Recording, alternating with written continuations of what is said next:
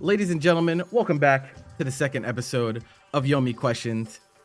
Before we get into it, of course, make sure you leave a like on this video and leave a comment with your response to the question if you're that invested in it.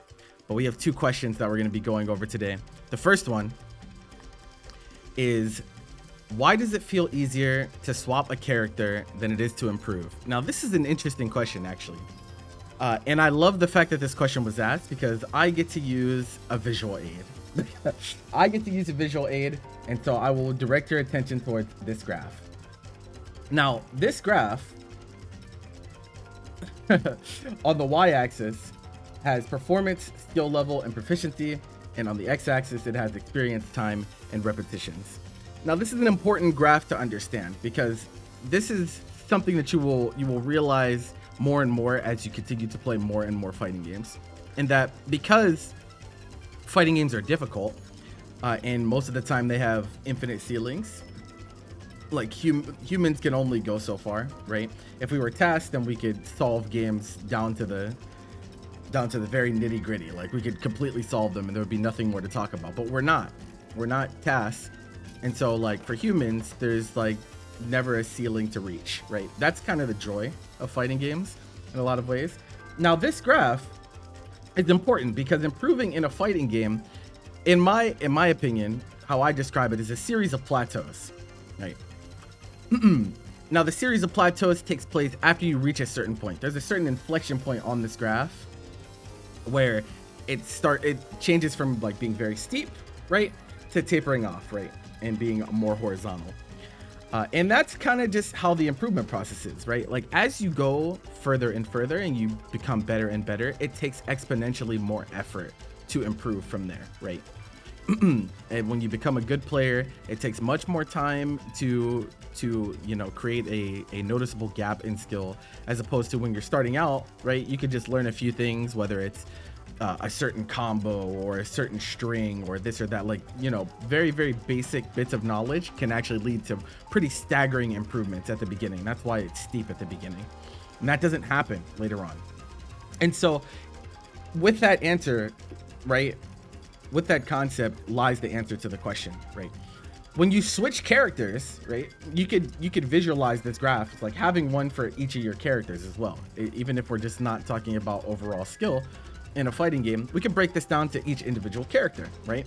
So if you start off on a brand new character, yeah, you might have some fundamentals lingering from just playing the game overall, but there's a lot of complicated things with certain characters that you might not know at first, right? Especially when it comes to matchups, right? Because learning matchups takes experience. It takes time for you to play the matchups to really like get a feel for what answers you have in certain situations. There might be new foreign things that you never had to deal with your previous character, this and that, right? And so that's why it feels like it's so much easier to switch characters than to improve, because it is.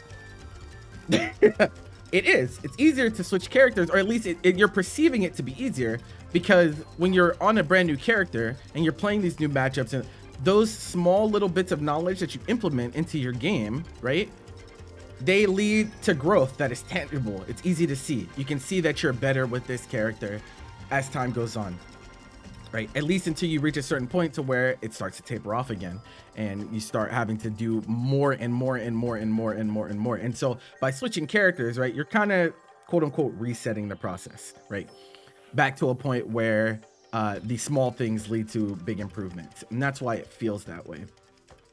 In some ways, this can be detrimental because it leads to people, I think this contributes in some part to why some people have such character crisis, right? What they're actually doing is they're kind of like setting up a false reality in a way, right? Where they switch characters and they're really, really big on that high that you get, that sense of satisfaction and that sense of accomplishment from, learning new things, picking a new character and starting to do well with them, or executing on that concept that you've been working on for a long time, right? You get that by switching characters because it's easier to achieve that, right? And some people really, really enjoy that feeling. And for that reason, some people just switch around characters forever. They don't really have a main, right? They have a hard time picking a main because eventually you get to a point where that high is not there anymore for any of your characters, right? All that steep improvement is then gone. and you are forced to cope with the reality that, like, to improve and to see better results, you have to actually, you have to learn, and you have to fundamentally change something in your gameplay in order to achieve that. So I think that's like part of the reason, for sure. But yeah, it's improving in fighting games is hard. It's difficult. It's not easy.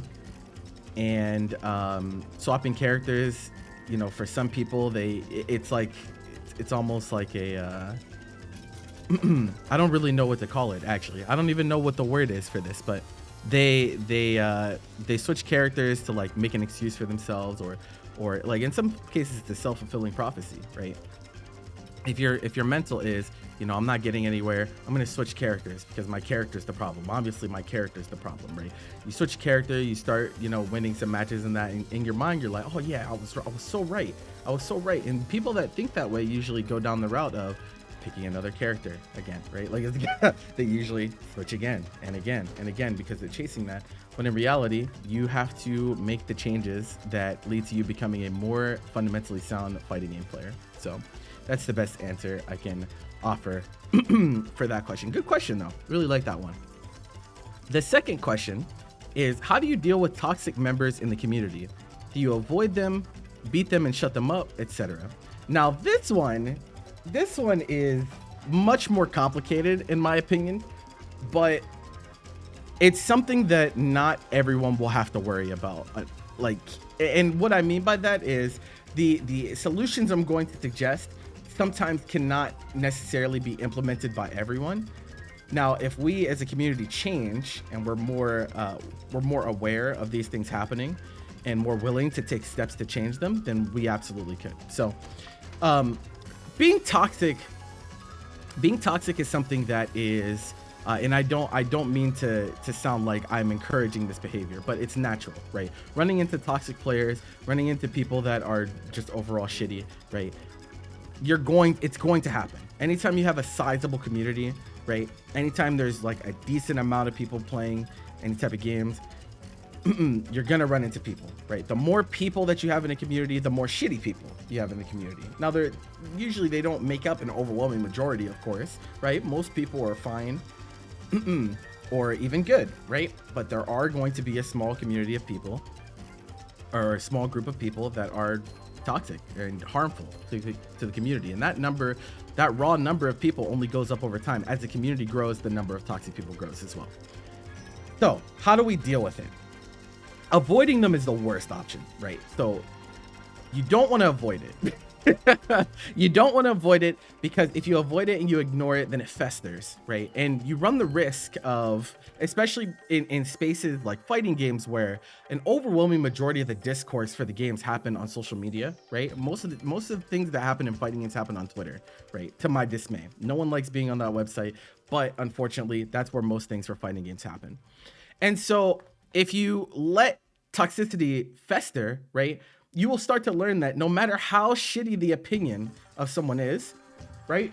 No matter how out of left field, no matter how ridiculous it is, you will always have someone that agrees with you on the internet. That's the danger of social media, right? You could have the worst, most nonsensical take in the world. There is always someone that will agree with you on the internet. And so if you ignore it and you don't speak up about it and you don't actively take steps to take care of it, more and more people that have bad mindsets and are toxic to communities will start to pile on, and they'll be like, oh, well, no one's saying anything about this, we must be right? We just keep going and we just keep going and we keep going, right? And so no, I don't think ignoring it is the right play. I do think you need to address, like, if it is toxic to the point where it is noticeable and it is harmful, you need to speak up, right? You should speak up, and that goes in tandem with my actual solution, right? Humans are social creatures. What sets us apart from so many other animals is our social structure, our ability to talk to each other, our ability to put our minds together and figure out solutions to problems, right? You need to speak to them. You have to. Like, I know a lot of people don't feel comfortable in social situations like this, but if it is something that is actually, like, if it is harmful enough for you to notice it and speak up about it, right, you should say something to them. There should be a conversation, and it doesn't even have to be a one-to-one thing, but it'd be nice, like, if your fellow community members notice that someone's being shitty, shooting them a DM being like, hey dude, I really don't think you should be doing that. This is how it makes me feel. Other people feel the same way, this and that. That will go a long way. Now, can I expect that from the average everyday player in the fighting game community? No, absolutely not. A lot of the time, people don't want to put themselves in a situation that seems conflictual, right?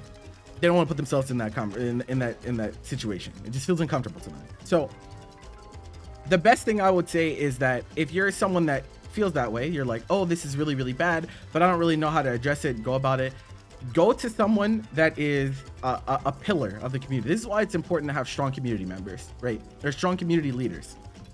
There need to be people in the community that you feel comfortable going to and bringing up problems, right? Hey, this is going on at the local. Hey, this is going on in this Discord, or this is happening, or that is happening, right? There need to be people that you feel like you can rely on, right? And they can act as that pillar of solidarity, and they can go and bring up these issues. Let them take care of it if that is how you feel, if you feel like you're uncomfortable doing it yourself. Because doing it yourself can lead to some pretty ugly situations in some cases. You don't know how these people are going to respond, this or that. And at the end of the day, if you're a community member, they're a community member, if you're both just players, right, you have the same level of quote unquote power, there's nothing you can do about it, right? There's nothing you can do about this person yourself.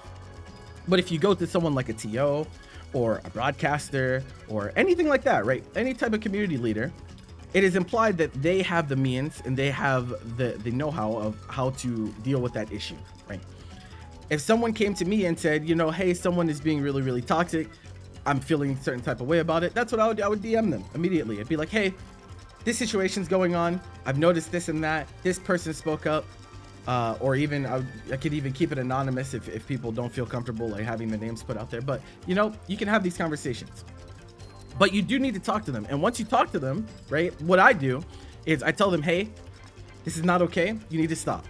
If this doesn't stop, you're gonna face consequences. That's just how it goes, right? Consequences can look a lot of different ways, depending on if this is like something that is tournament based, if it's just like general community based, this or that, right? Like I've banned people from my tournaments before, right? I've done that.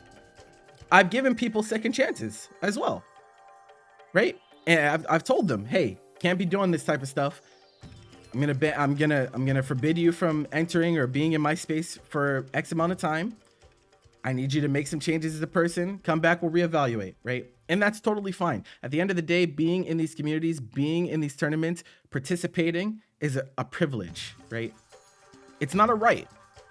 No one has a God-given right to go to a tournament or exist in these spaces, right? No one is going to die if they're not a part of these spaces. And so if you mess up, you lose your privilege. You lose your privileges.